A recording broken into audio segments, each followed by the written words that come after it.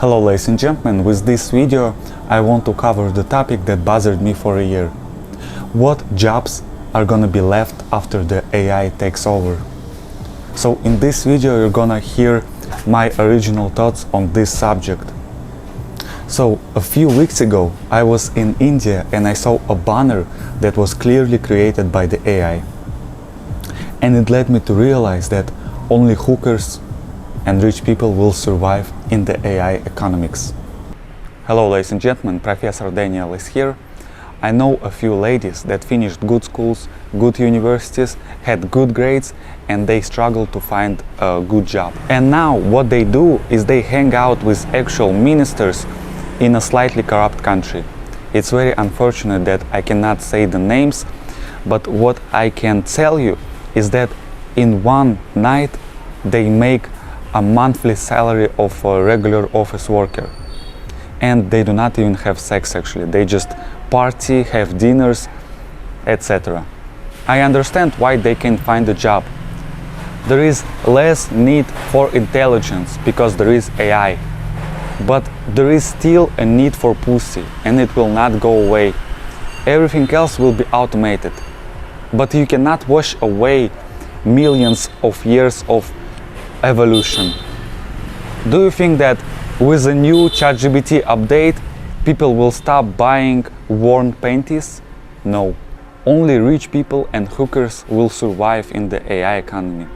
What defines a rich person is another subject. It sounds stupid right now, but I'm talking into the future.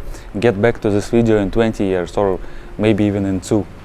So I saw the banner in India, and the girl that was supposed to be in this picture could have made her $50 for the photo shoot.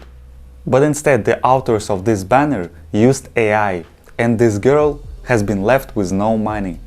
The author of this banner will spend the saved $50 on a job from a hooker, which will be this girl because there is no other job.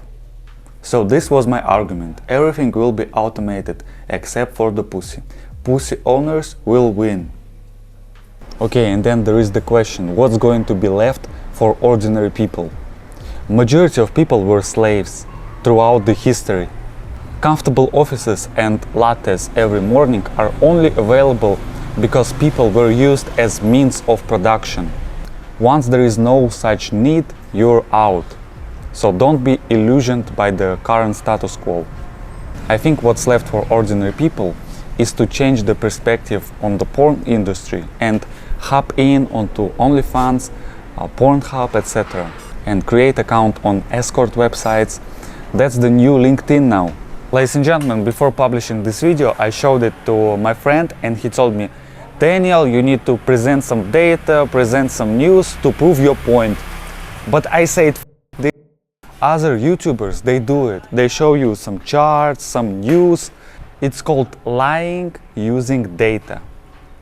It's also called confirmation bias. They just look for data that just prove their point. This was just my thoughts on this subject.